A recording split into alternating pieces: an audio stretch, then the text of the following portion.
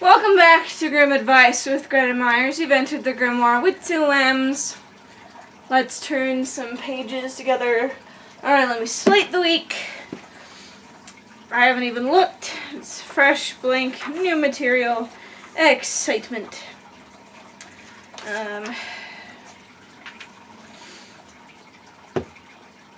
Alright, where did we leave off? Okay, today we have the Three Apprentices, then the King's Son Who Feared Nothing, the Donkey Cabbages, the Old Woman in the Wood, and the 3 Brothers.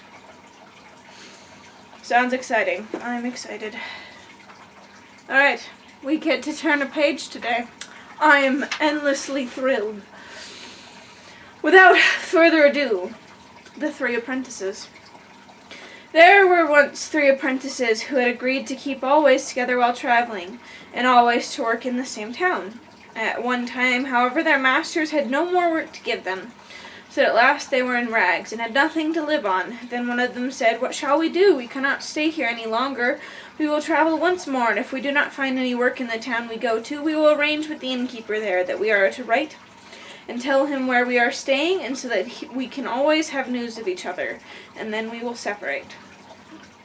And that seemed best to the others also.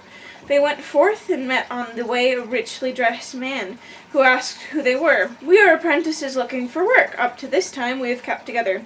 But if we cannot find anything to do, we are going to separate."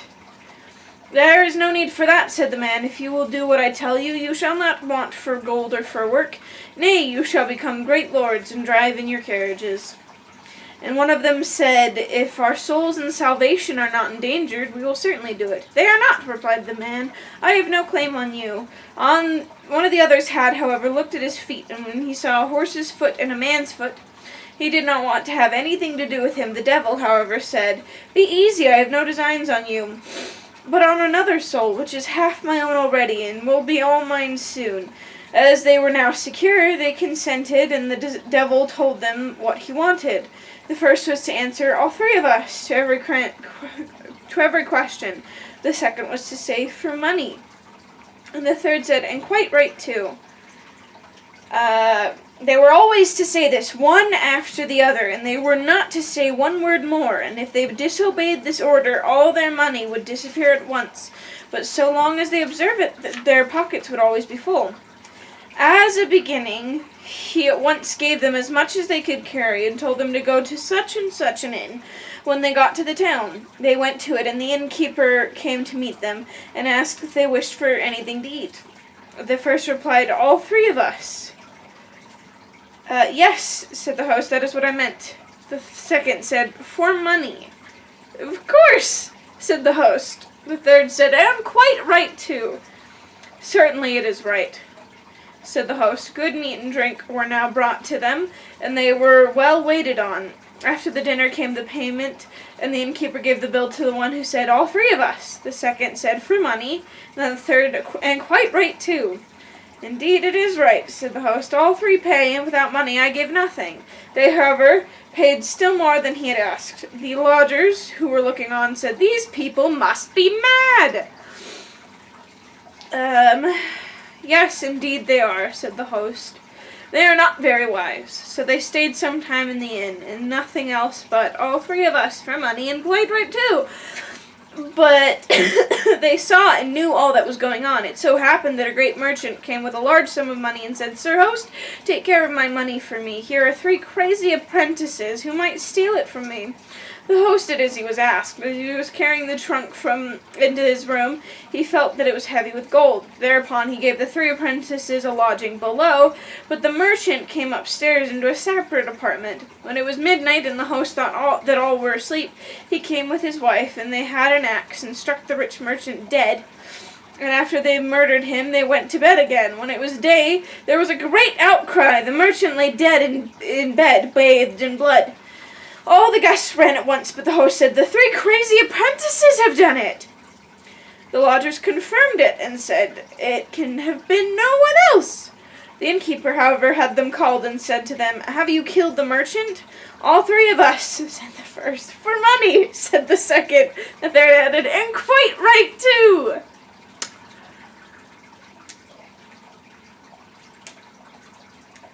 now you hear, said the host, they confess it themselves. They were taken to prison, therefore, and were to be tried.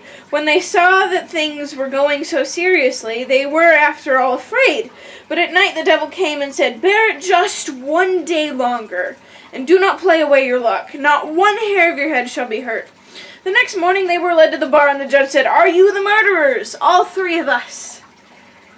Why did you kill the merchant? For money. You wicked wretches! You have no horror of your sins? And quite right, too. They have confessed and are still stubborn, said the judge. Lead them to death instantly. So they were taken out, and the host had to go with them into the circle. When they were taken hold of by the executioner's men and were just going to be led up to the scaffold where the headsman was standing with naked sword, a coach drawn by 4 blood-red chestnut horses came up suddenly, driving so fast that fire flashed from the stones, and someone made signs from the window with a white handkerchief. Then said the headsman, it is a pardon coming, and pardon was called from the carriage also.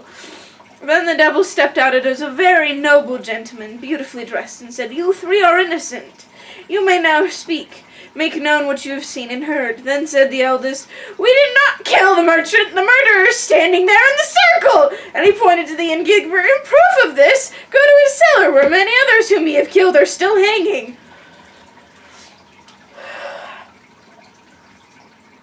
Then the judge sent the executioner's men there, and they found it was as the apprentices said. And when they had informed the judge of this, he caused the innkeeper to be led up, and his head was cut off. Then said the devil to the 3, now I have got the soul which I wanted to have, and you are free, and have money for the rest of your lives. Well, that took a turn!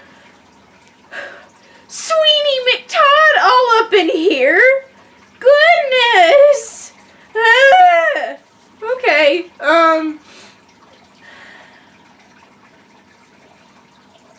okay. Yeah, okay.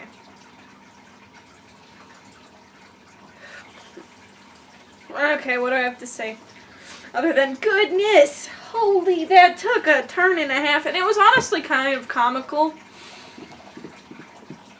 how it lined up perfectly just so every time. Like, enough that it still made sense. Like, it was kind of funny.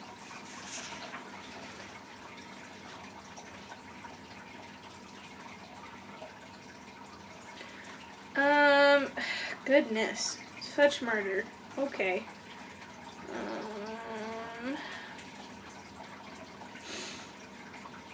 Okay. First off, like, okay, they straight up, okay, first off, like, the devil is punishing sinners, so, he's bad, I don't know, but, like, he knew what was up, even though nobody else knew what was up, but even though that guy was totally a murderer, serial killer much, goodness. Okay, but they knew it was the devil. They knew it was the devil. They knew, like, it's straight up.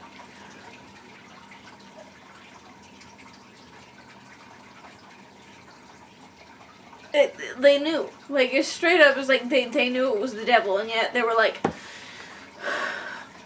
after the devil was like, no, I'm not after you. I'm after somebody else. Didn't tell him who the somebody else was. And I was like, you must say this in the order, and it's gonna be weird. But if you do it, you're gonna be rich.